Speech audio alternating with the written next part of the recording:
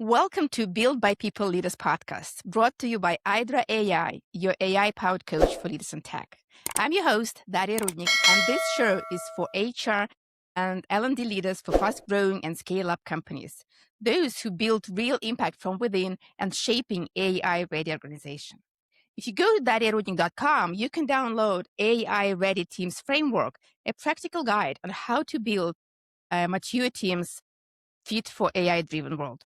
And today we have a very special guest, Elena Krutova. I'm so excited to have you here today. Elena is in business for more than 20 years, leading people functions and operations. And she's here to talk us about how her experience working for fast-growing international companies and how she helps organizations grow without burnout and how they can remain human. Elena, welcome here. Welcome to the show. I'm so glad to have you here. Do you want to share something about yourself and your path? Sure. Thank you very much, Daria, for the invitation. It's a pleasure for me to talk to the audience and to share my experiences, my philosophy, and the way how I see HR work, leadership work, and dealing with people in general. So for me, it was always fascinating to get deeper into the way how the organizations are working. And although as many of us, I just started as a simple recruiter in a fast-growing business many years ago, then I did not lose the path. So I was moving forward in HR field, getting additional education, working with different industries, with fast-growing companies in IT sector, with different industries where the growth is not that fast. And for more than 20 years, I'm still here. So I did not burn out. I didn't lose my passion. I shaped my views on the way how the organizations are working, what HR leaders should be doing and should not be doing. And of course, I shaped a lot my own values, because the values of the person, the values of the leader, at the end of the day, form the culture of the company. And I'm really happy to share about all of this today. Well, thanks for sharing this. And like you mentioned, you have a fascinating career from recruiter, many years in HR, and then moving to process and operation. Do you mind sharing more about that? And when I started my career in HR, I couldn't imagine that I would stay for so long. And of course, when we're young, when we are just graduating from the universities, the choices are not always obvious. So for me, it was just the only possible way to start independent life and to start working as soon as I could. And I started as a recruiter in an outsourcing firm called Luxoft. So probably some of the audience know about this company. They had quite a bright history on the field. And for me, it was a great school of being efficient, being focused on the results, where people are caring about the way how you do your job and how you deliver as fast as you can, not about like other things and not about politics, not about some other unnecessary hustle in the workplace. And then I had a couple of amazing employers in my life. One of them was Kaspersky Lab, when I was lucky to join the company again at the growing stage. So when I joined, we had 600 people. And when I left 5 years later, it was 2,500 people. So you could imagine that being responsible for recruitment, I'm on the front line of the organization. So I met many amazing, interesting people. With some of them, I still have good relations, and they shaped my views. What is important to mention, I was lucky to have an amazing manager, my mentor, my friend, my close friend till now. For almost 15 years, we have good relations. And she taught me the essence of leadership, the essence of HR work, that HR should and must remain human in whatever we are doing. HR people should see the human nature of things. We should dig deeper into the way why organizations are like that, into the human dynamics and the organizational behavior. I think this experience formed my ethos, my understanding of the way how I should react in different situations.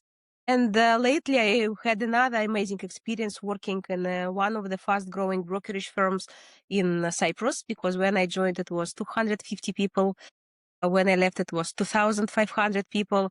And I was the third person in the HR. And when I was leaving, the HR was for more than 140 people, and all of them were serving the employees, their families, the community, whatever kind of requests in the organizational field or the social field you can imagine. All of this was covering by HR. And of course, when you have this like two big loves of your life, it's hard to predict that you will have a third one day, and you are looking for a change. Like, I'm the person who is constantly looking for a change, and my energy drives me forward, like whatever happened. And I started to look at other fields, and I realized that actually HR can do more. HR can progress through different areas and functions. And now I'm working as a chief operations officer, connecting HR, finance, legal, compliance, business operations, some other internal departments together. And actually my HR experience helps me a lot, because I believe, and I will not be modest here saying that I know how people function. I know what drives people, and I'm capable of making people better, happier, more productive at work, regardless the role, either chief HR officer or chief operations officer, or whatever role I'm handling in the organizational workplace. Well, that's amazing. I have so many questions. And it's like, I see this paradox of HR people knowing a lot about leadership and how organizations are working, how people are working, but still struggling to like earn the seat at the table. And you manage not only like be heard as HR leader, but also move to another role or expand your role, expand your function. What would you recommend? What is your biggest learning in how to make this transition? How HRs can be seen as true business partners? It's actually a very good question, because even in my experience, in many cases, HR is seen as a theoretical function, which is always saying what is right and what is wrong, and criticizing managers, or showing the numbers that put the management not in a good position, or arguing with managers and all that, thinking that they deliver the strategic views on the way how the leadership should work. But in the reality, all the functions in the company should deliver. The delivery is what you bring to the table, actually, if you're invited. The results that you can bring, and they will help the business, this is what is needed. And if you are responsible for recruitment, of course you can explain why it's impossible to find this person and that it's very costly and the job description is wrong. But if you can have the job done, your value will be significantly higher than any great theoretical HR. And the same with other functions. Like commonplace that we say that engagement is the responsibility of the managers. We all know engagement of our people is the leadership responsibility. But if HR can do things without looking at the managers, without expecting anything from the managers, but just to make the culture better, to make the atmosphere better, to make the life of the employees better, these things that at the end of the day will be valued. So I know that it's really hard, and many companies fight with the wrong behavior, to fight with toxicity, to fight with some policies that are not fair to the employees. But you have yourself as a person, as a human being, and you can make someone's life better. You, not HR person, HR director, but you, Elena, you, Daria, someone.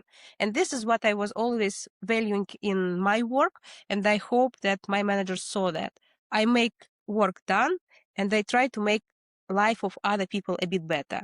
And more HR I'm working with the same philosophy, more I value those people in the profession. Don't criticize anyone. Don't say what is wrong. Don't say what's not working. Do your baby steps every single day, and they will form the path of the better future in any organization. And you will be valuable, you will be seen, and you will definitely have your seat at the table. Because at the end of the day, most of the business leaders are good. They are okay. They just lose some focus. They lose some things. And if HR can show them, I'm here, I'm with you, I'm not against you, and I will do whatever possible to help you, this will be seen and this will be valued. Exactly. Exactly. Well, they are there because they're smart enough to be the C-suite. And we are there as HR people to support them, not to criticize them all the time, Exactly. even when they make mistakes, because everyone makes mistakes. We also make Yes. mistakes. Yes. And I love this, like the recipe for success, like do your job and bring value to other people, take care of other people, like make sure it's for them. You're doing it for them. Yes, and for example, for HR, the recipe is like that. Now I'm dealing with legal, compliance, and finance, and I understand that in finance it will be different agenda. Like you are here as a finance director or manager, not to bring value to the people, sorry, but you are here to save the company funds and to ensure that every month we have money to pay salaries and to pay dividends to the owners or to spend money on the proper things.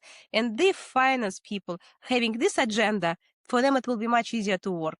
And for each function, I'm sure we can find this simple purpose in the organization, which should be always in the focus. And it should not be lost, because otherwise we start doing someone else's job, not our job at the end of the day. So the question for you then, how do you balance being like leading finance and legal, who that are a lot about compliance and kind of numbers, and still like keep this human side of your work? I always believed that fairness at the end of the day is present in all the organizations. If you are doing your job well, you will be recognized sooner or later. You will get a good compensation sooner or later, and you will have certain job security. And this conviction gives me the confidence that if we build the fair processes, if we safeguard the organizational capacity to be like one organism to handle all the pressure, all the troubles, then everything gonna be fine. So for me, regardless of the function, I always keep in mind that organization has a purpose. We're here to do our job well. There should be boundaries. Like we should not cross our boundaries, obviously. And if there is a function like HR who is helping people, finance who is controlling financial health, legal who is controlling law and all the rest, then the organization will be in a good shape. I'm trying to balance all that. So I'm trying to look at the organization from different perspectives: human, financial, compliance, process related, and it's just juggling many pieces which are in the air. So this is part of the job. Yeah, it's amazing. You've been through multiple like transformations and like growing organizations. What's the most impactful transformation or change that you've experienced and you want to share? Usually, when people are talking about transformations, they focus on growing companies. They say that in order to grow from startup to a good, well-established organization, you need to establish processes, you need to have good hiring, evaluation, and etc., etc. And I had experience twice with this kind of organizations. But another complexity appears when you need to help struggling organization to become better. It means that the processes are in place, but they are not always perfect. It means people are in place, but their motivation is suffering, or something does not help them to be performing. And this kind of challenges, I think they even more important for any company, because we all can imagine that we will be growing all our lives and nothing bad will happen. But bad things happen.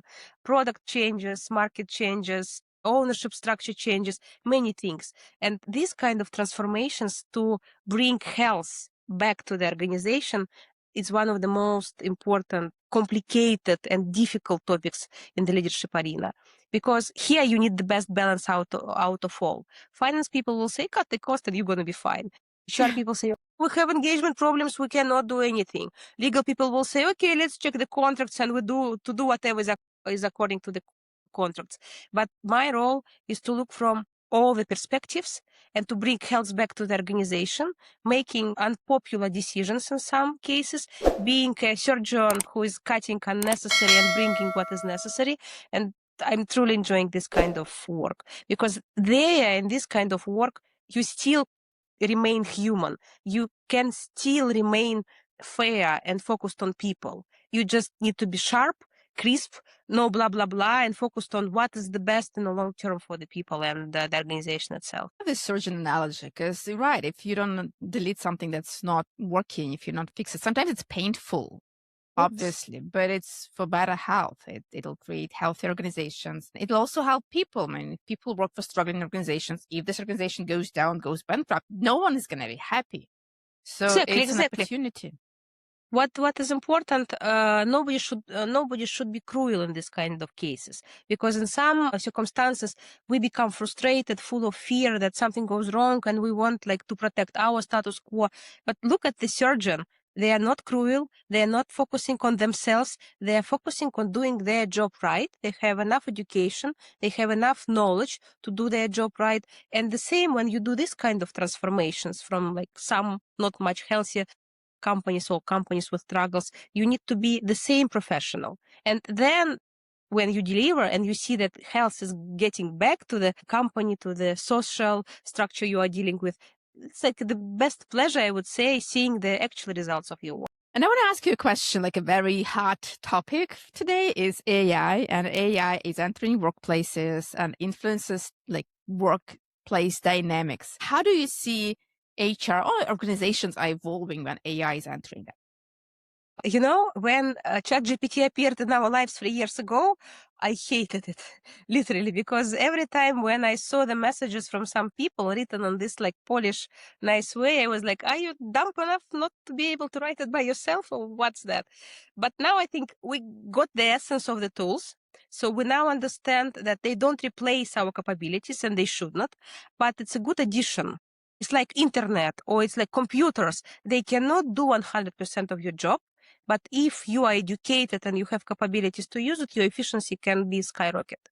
For example, unfortunately, the profession of content writers will die soon. Because before you need to read a couple of articles to think, to write down a text, and the average copywriter could write around like 2 articles per day.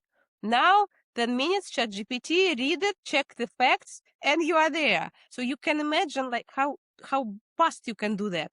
Or I'm not a designer. I have zero capabilities there. But when I need to design something, I use Canva.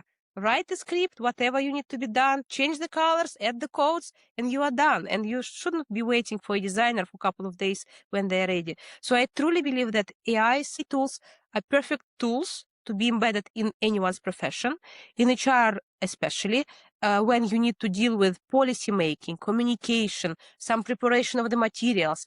But never ever replace your human nature with the AI. Never ever reply to the people with AI polished answers because they see it, and probably it will not harm, but it will not put their respect to you on a higher level. It will not put anything good for you.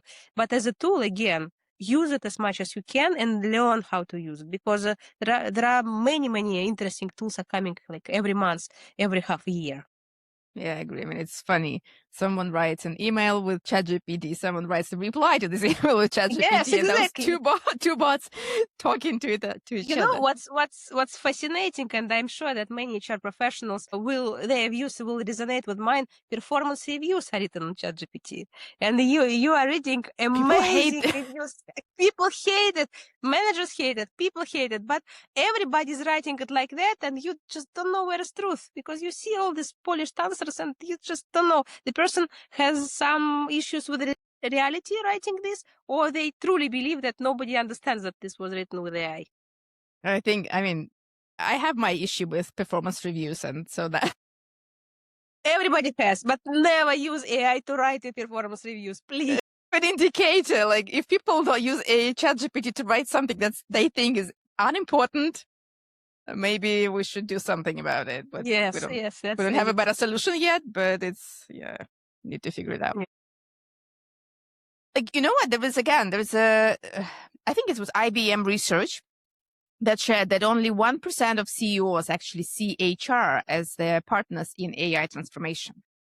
And I'm like, what's your take on it? Like, what do you think? Why is it so? Most likely because HR is seen as the softest function in the organization. And the second, in many companies, subconsciously, HR is seen as a people advocate. The AI usually is about cutting the roles, cutting people, and bringing cost saving to the organization. Probably they are afraid of the resistance that will happen, and having these fears about imaginary resistance, they miss the major point. Sooner you start talking about AI, sooner you start thinking about improving the processes with AI, better for the people it will be. More time they will have to educate themselves.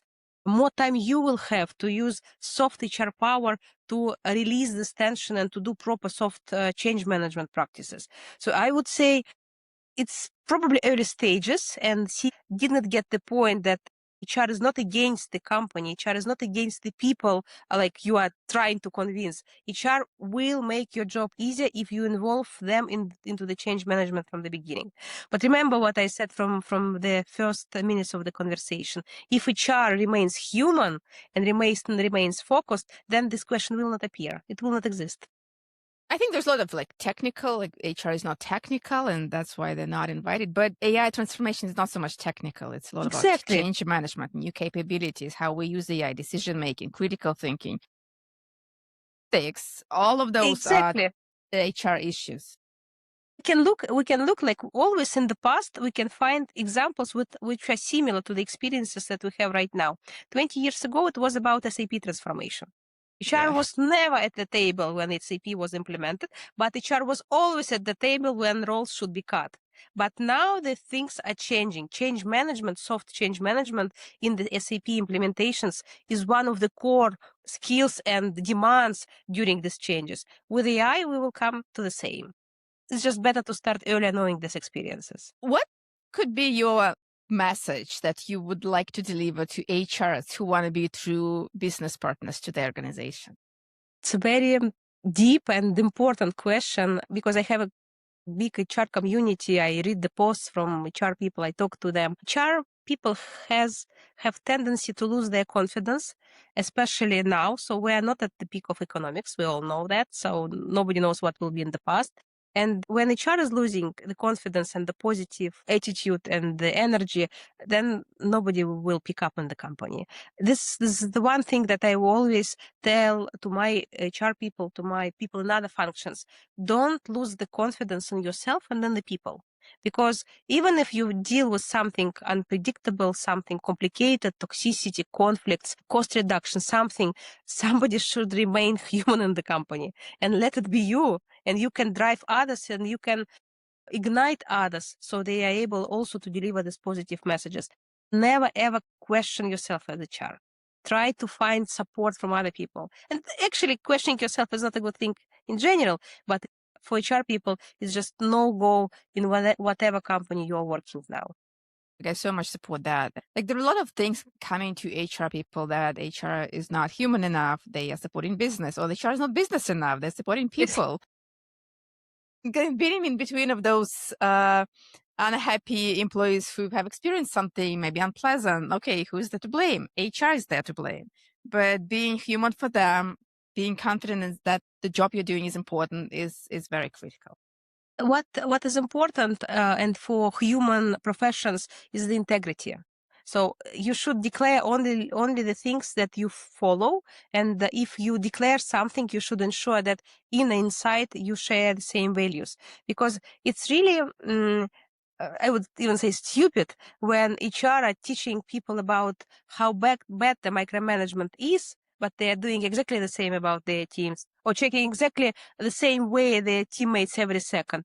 Or when they say that discipline is bad in our company, but HR is always late. Like, how you can do that? So use your own integrity and look more often in the mirror, because whatever you see there, the other people will see as well. So this is, I think, the 70% of the success in HR organizations. You have to be a role model. Whatever you declare, you should do it first, and you should do it genuinely, with honesty and with respect to others. And then, of course, the role will start growing and the perception will be different. I agree. I mean, 100% agree. And yeah, that's the first thing. Like, be true to yourself and be true to what you teach and walk the talk. Yes, and when I have lots of conversations with different HR people, and some people are saying, yes, it's easier for you. You had good companies, you had good employers. But what for us? Like, our management is talking only about money. They're not interested in anything. And I usually say, we are not slaves. We always have choices, and integrity of you as a professional should be at the first place. If you see that nothing can be done, or people are not able or not interested in listening to you, just go. And there are no Absolutely. places in the world where you're trapped into your profession and when you are trapped into your company. It means that something stops you, and that means that your integrity is, again, is not at that level that you wanted that to be. It happens. Shitty places exist everywhere, but we have our own choices to make our life better. Absolutely. I mean, you either try and do something about it. If you see you can't, well, find another place. Like it's no matter like hurting yourself. Organization, maybe they need another person, someone Yes. not with other values, with other approaches. Yes, somebody is missing you elsewhere, and someone is waiting for your job to be empty so they can join this company. If you had a magic wand and could solve one professional challenge, what would that be? It's a very interesting question. Yes, if we're talking in the big terms, I would say leadership challenges is a huge one still, because the reasons why people grow to the leadership positions are not always connected with humans, are not always connected with leadership itself. They may be connected with greed. They may be connected with being envy, or with focusing on money, or focusing on something else. And if I have magic wand, I would say that only truly human-oriented people should be at the top. So you check it first. Are you human-oriented? Then you go top. If you are not, you go somewhere else, but not there. Love it. Because Yeah. it's the core of the company. If you're not human-oriented at the top, nobody will be below. It's like Simon Sinek said, like all your customers are human beings, all your employees are people, all your providers are people. If you don't understand people, you don't understand business. Exactly. And everybody likes Simon Sinek, but the problem is that not many can implement it actually from the first place in their companies.